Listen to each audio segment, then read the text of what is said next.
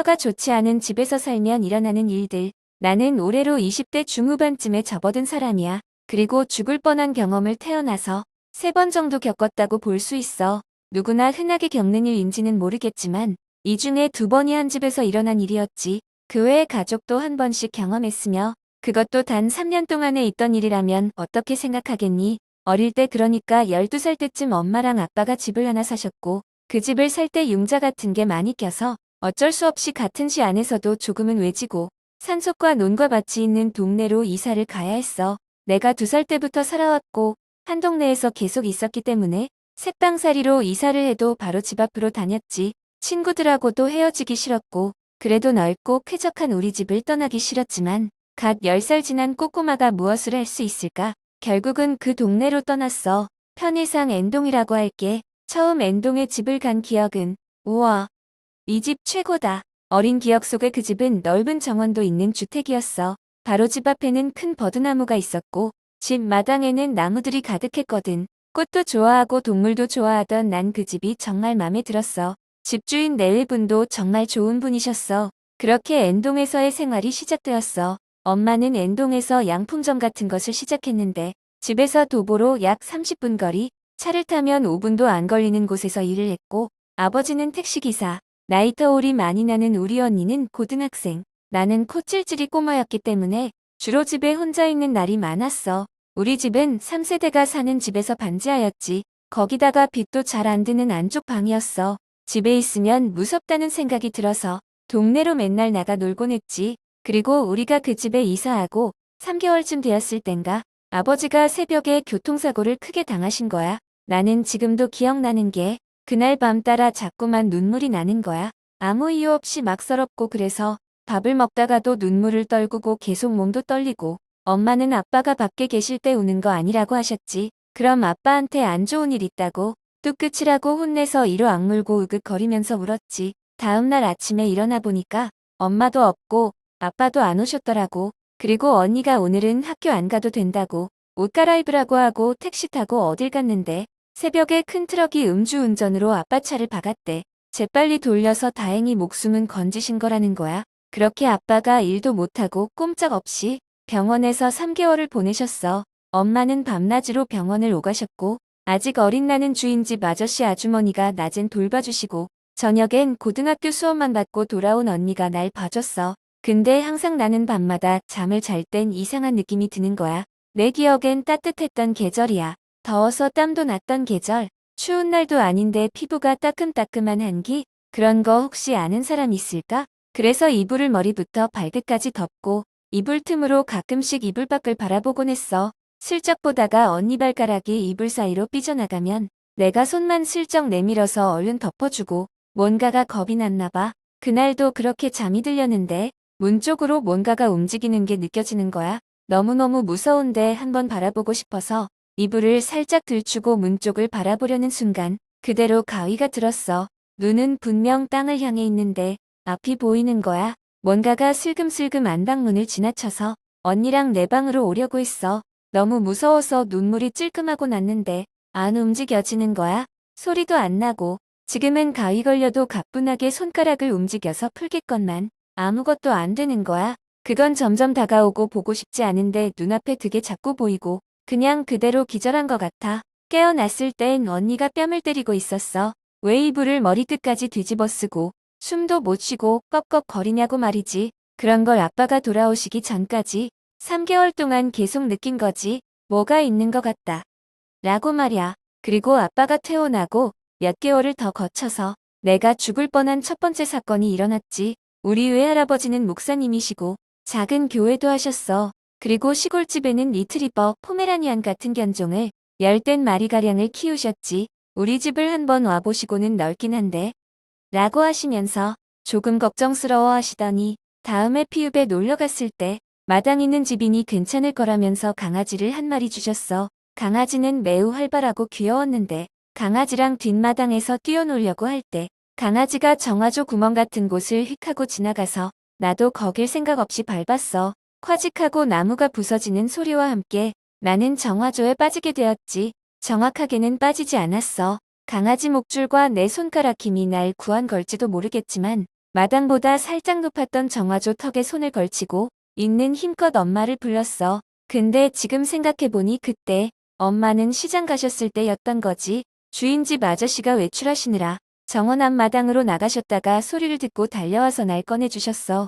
발목까지 정화조물에 담겼던 건 지금 생각해도 더럽네. 그날 깨끗하게 씻었는데도 똥독이라고 하지? 그게 올라서 내 발은 시퍼렇게 부어서 3일간은 붓기가 빠지지 않았어. 만약에 주인집 아저씨가 3분이라도 먼저 나가셨다면 나는 거기서 똥독이 올라 죽었을지도 몰라. 내 키가 꽤 큰 편임에도 불구하고 아예 밑으로 거의 빠지고도 남았거든. 사실 이건 소소한 이야기였고 이번엔 두 번째 이야기야. 나 역시 큰 교통사고를 당하게 되었어. 정확하게 기억해. 그날은 소풍 가기 전날이었고 엄마는 도시락을 싸주신다고 시장에 가셨어. 일찍 집에 돌아오는 나는 배가 고파서 엄마가 끓여둔 김치찌개에서 고기 2점을 건져 먹고 TV를 보면서 뒹굴거리다가 엄마가 전화로 짐이 많으니까 도와주겠냐고 물어서 알았다고 하고 일어섰어. 절대로 자전거를 끌고 나오지 말고 걸어오라고 하셨는데 알았다고 하고는 자전거를 타고 집을 나섰어. 가는 길엔 횡단보도가 2개 있는데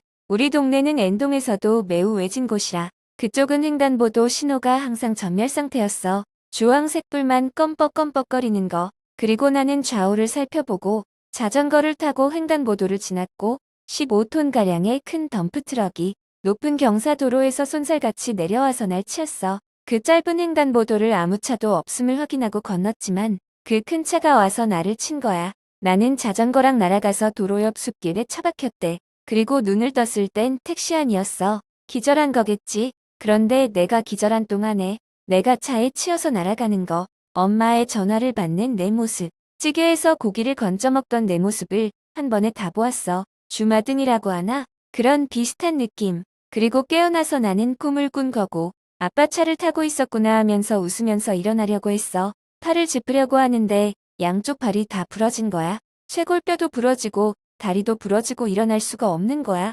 당황하면서 나 왜 이래요? 하는데 처음 보는 아저씨랑 아줌마가 병원 가야 되니까 부모님 핸드폰 번호를 빨리 달라고 하는 거야. 그 와중에도 자전거 타고 나오지 말라는 엄마 말이 생각나서 무서워서 말도 못하고 엉엉 울기만 했어. 가까운 종합병원으로 옮기고 아빠 핸드폰 번호를 알려주고 혼자서 아빠와 엄마도 없이 덜덜 떨고 있는데 그날따라 병원에 죽은 사람도 많고 피가 살점이 튀는 상황인 거야. 내 옆에 있는 애도 교통사고로 왔는데 발가락을 절단해야 하는 상황이라 마취도 안 하고 막 잘라내고 있어서 바닥에 피가 낭자했어. 애는 비명을 지르고 엄마도 없이 혼자 있는데 말야. 그리고 나 역시 수술을 해야 한대. 그래서 덜덜 떨고 있는데 이상한 소리를 들었어. 저기 집에 명도 기네. 저 정도면 죽어야 정상인데 멀쩡한 게 이상하네. 겨우 팔뚝애야. 그땐 의사였겠거니 생각했고 너무 화가 나고 무서운 상황이지만 엄마도 없고 어리고 소심한 나는 눈물만 흘리고 있었어. 지금 생각하면 옆에 꼬마는 악을 쓰고 비명을 지르는데 그 수근거리는 소리가 내 귀에 콕 하고 박히는 게 너무 소름 돋지 않니?